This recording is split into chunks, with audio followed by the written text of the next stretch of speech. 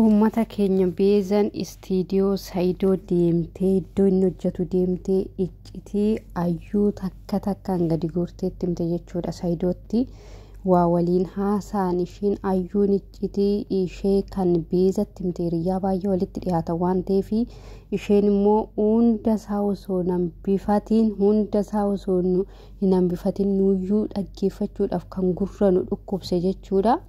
Saayidootti deemtee himte kinoo dhaggeeffadha. Barbaaddu macaafa qulqulluu fide ani urgaansi kakadha. Waa hundaan hin beeka. Waan isin yaadde jechuudha. Si himtee silaa jechuun akka ilmoo irraa dhufe. Waanuma dhugaa jirudha qaqqabatama. Qoori mi'aati. Egaa wal fuutanii amma ji'a meeqa turtanii? Ji'a ja'amu torba deemaa jira miti? Amma yoo nama maaliif nu dhufu? Ati dhalan barbaaddu moo? Ni barbaadda. Maaliif sitti fakkaata ree? Gaafa akkasii gaafattee beektaati? Akeemin hanqinoo ina qaba itti gaafanne viidiyoo jiru inni jira. Hanqinoo itti jira maali? San sirreessu. Nyaatu maali? Kaartaan manaa fi libreen gongollaa darga ishee asiin. Achi booda indalti. Nama biraa loo? Sirraa miti. Jechuun nama biratti heerumtee eeyyaan dhala godhatte. Anoo. Egaa hordoftoota koo dhaggeeffattan jedheen abdii qabaa viidiyoo amma dhaggeeffatta san keessatti wanta baay'ee jette beezanii egaa Saayidoo bira deemte jechuudha.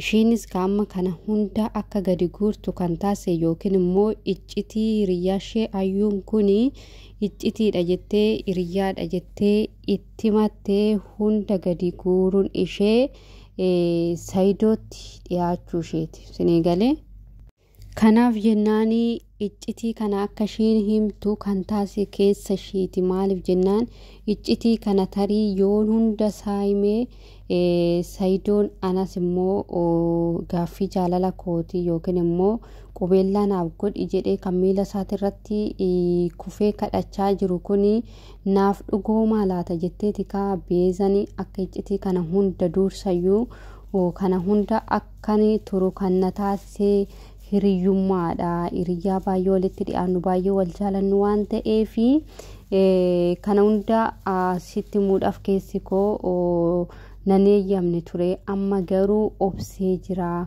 Baay'een obsee waan ta'eef ani immoo baay'ee gara laafummaa keetirraa miskiinummaa keetirraa ilaalanii akka wanta kana iccitii kana sitti himuu na taasise jettee beezan wanta baay'ee dubbatti viidiyoo ishii keessatti jechuudha.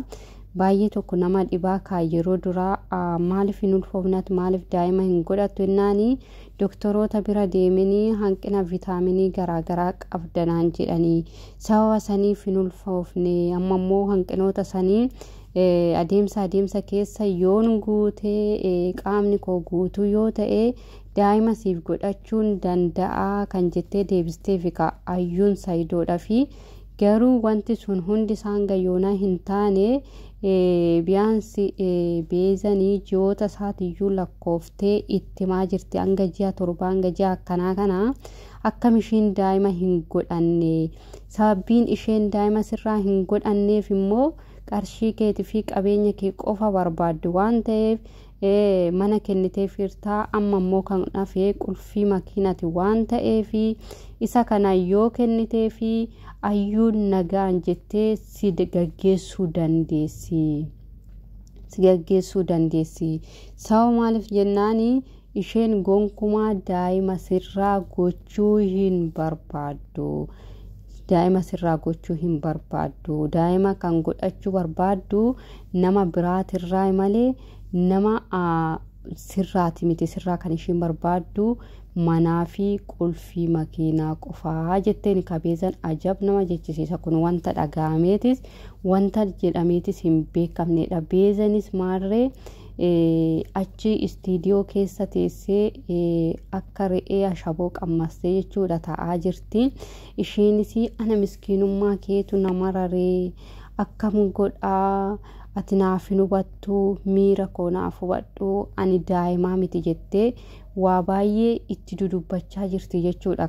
Saayidootti itti dudubbachaa jirti Saayidootti. Saayidooni namatu seergee qarshii barbaadde hanga miliyoona 2 siif kenna wanta ati barbaaddu qarshiidha jennaan ani qarshiin barbaadu qarshiin jaalala hin ta'u ani si malee waa biraatiyyuu hin barbaadu hiriyaa incitii hiriyaa kootis immoo kanasitti mee ati miskiinummaa keetiin akka hin miidhamne jedhiitiin malee jettee wanta baay'ee haasofte jechuudha.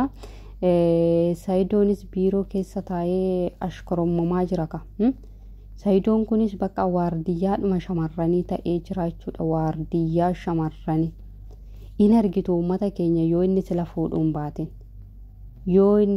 baatin in fuudha yeroo gabaabaa keessatti fuudha amma Saayidoon. Maaliifii inni bakka akkuma re'eedhuma ashaboo qammasti ta'ee jira.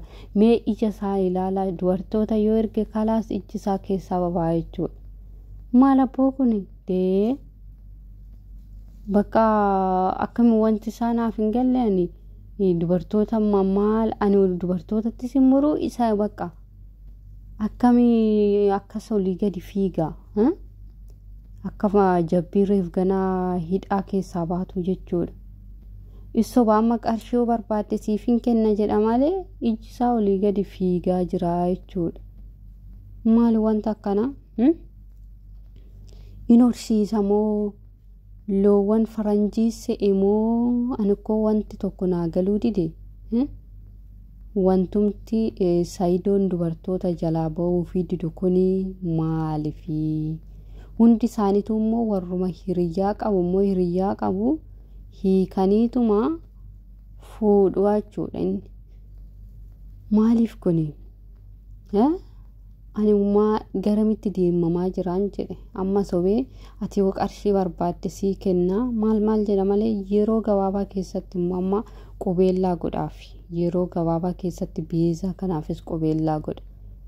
Maaliifii ani dursmayyuu dubbatee ture inni ani dubartii bira hin darbu dubartiinis immoo na bira hin darbitu jedhee wanta dubbatee fi inni dubartii argitaanan ijumaan argitaananii bira hin darbu qacam godha jechuudha.